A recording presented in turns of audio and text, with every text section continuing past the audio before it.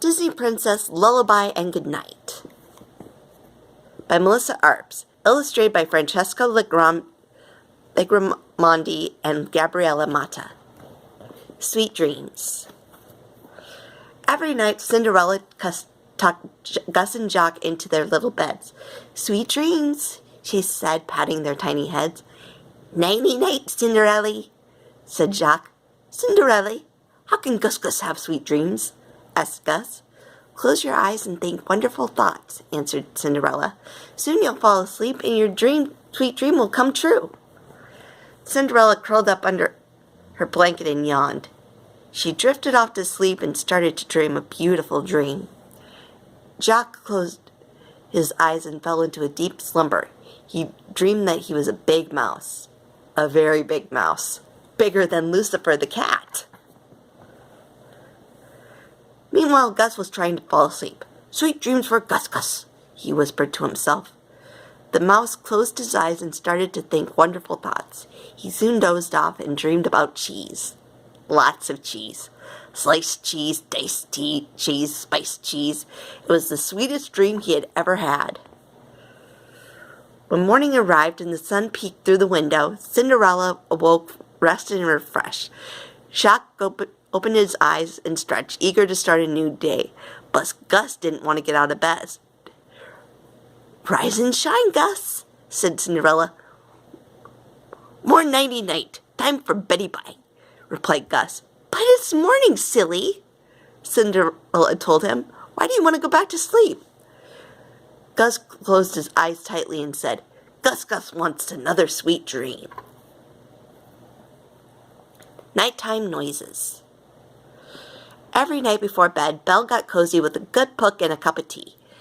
"Tonight I'll read you the story about the princess on an African safari," Belle told Chip. "That's one of my favorites," said Chip. The little teacup loved listening to Belle read. Just as Belle finished reading the first chapter, a strange noise echoed through the castle, followed by a big gust of wind. "What was that?" stammered Chip. "It must be a very windy night," Belle replied warily. She continued to read, but then they heard the sound again. Chip hid under a blanket. "Sounds like an awfully funny wind to me." Just then there was a knock at Belle's bedroom door. It was Cogsworth and Lumiere.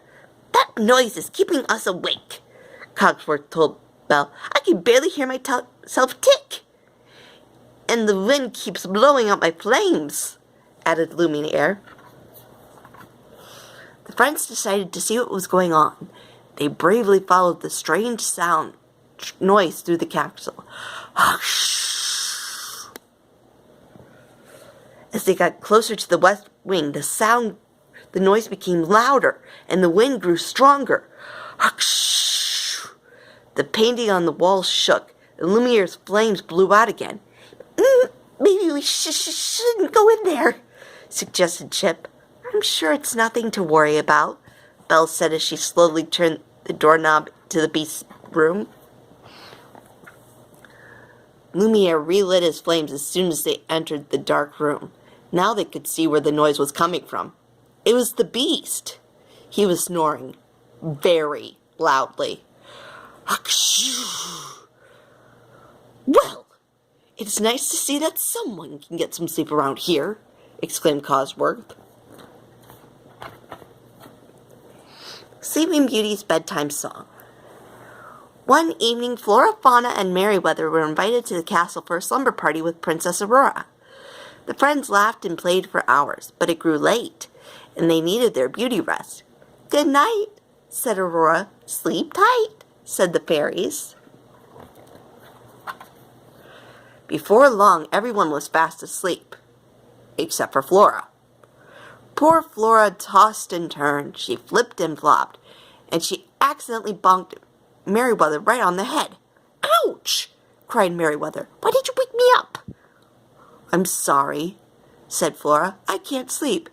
Do you want to count sheep with me?" So Merryweather and Flora started to count. 1, 2, 3. The fairies counted louder and faster. 30, 40, 82, 100.